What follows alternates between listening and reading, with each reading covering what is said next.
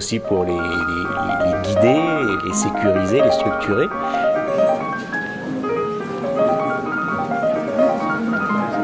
J'ai décrit qui est à la fois de construction-déconstruction.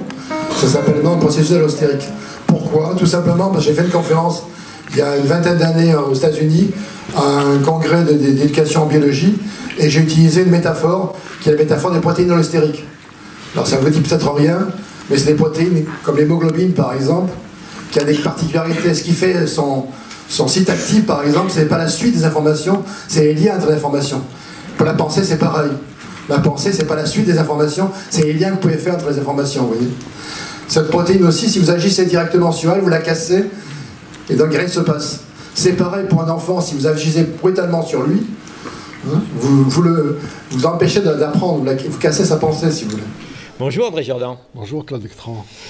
Tu viens de présenter au Forum des pratiques numériques pour l'éducation EIDO 64, donc à Pau, une conférence intitulée « À l'heure du numérique, faut-il encore apprendre ?»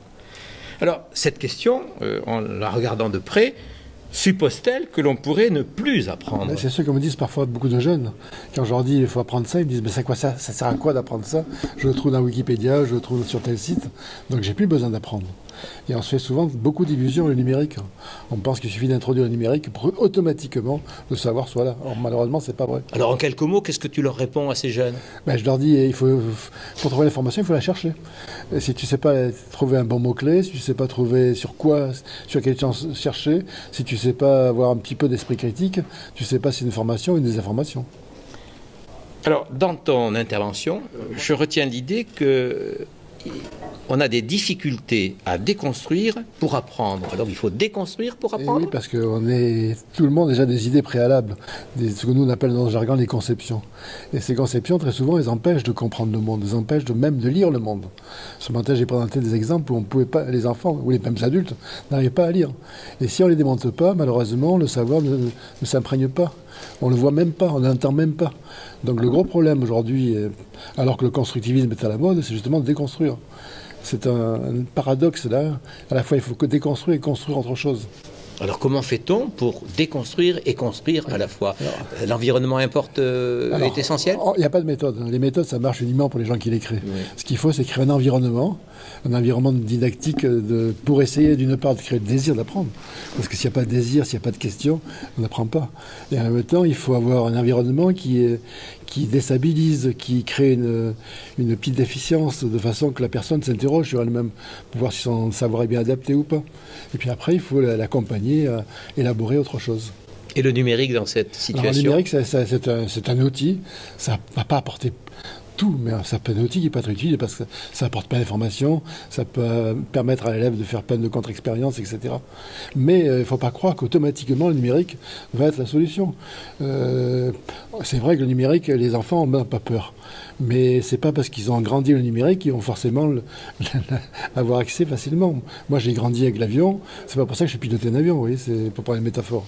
Alors aujourd'hui, on voit l'ensemble des médias, mais on le voit se poindre aussi sur les réseaux sociaux, les wax. Oui.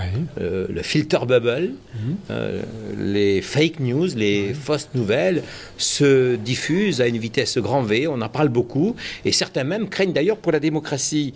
Cette désinformation peut être utilisée, disent-ils, pour saper la notion de vérité objective et réduire la confiance dans les sources du savoir. Oui, c'est inquiétant, qu'est-ce qu'on peut en penser? Parce que même des gens bien intentionnés t'envoient parfois des fausses nouvelles, qui croient de bonne foi être des bonnes nouvelles.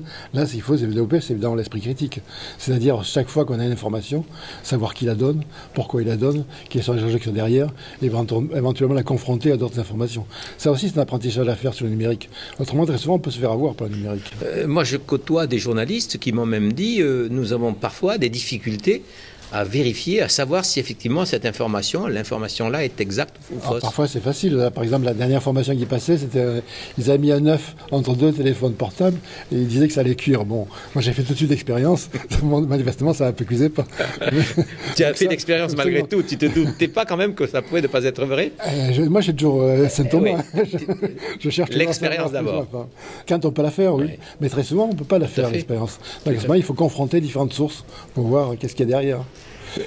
On trouve même dans les médias aujourd'hui ce type de de processus où en fait on présente une information de façon ironique, de façon absolument pas factuelle. Et donc l'enseignant, le journaliste sont-ils confrontés à ces mêmes problèmes? Tout à fait, même ça va très loin, parce que moi qui suis scientifique, très souvent je me confronte à mes collègues qui très souvent donnent des fausses informations aussi, notamment les neurosciences par exemple. En ce moment c'est la mode de neurosciences. Oui. Quand on va voir dans le détail comment ils ont fait l'expérience, on a des doutes sur la véracité de résultats. Alors là, il y a un travail à faire de confrontation par rapport dans la communauté scientifique. Quand on écoute ta conférence, sa conclusion interroge également. Tu dis, on est souvent devant des injonctions paradoxales. Oui. Explique d'abord. Alors d'abord parce que, injonction, parce que très souvent, dans l'éducation, tout vient d'en haut. Alors que moi, je suis partisan que tout vienne du bas, plutôt. Mais malheureusement, apprendre, c'est très paradoxal. Tout est paradoxal dans l'apprendre. C'est ça qu'il faut comprendre. Il faut faire avec ces conceptions, parce que c'est les seuls outils à notre disposition, et en même temps, il faut faire contre. Autrement, on reste bloqué.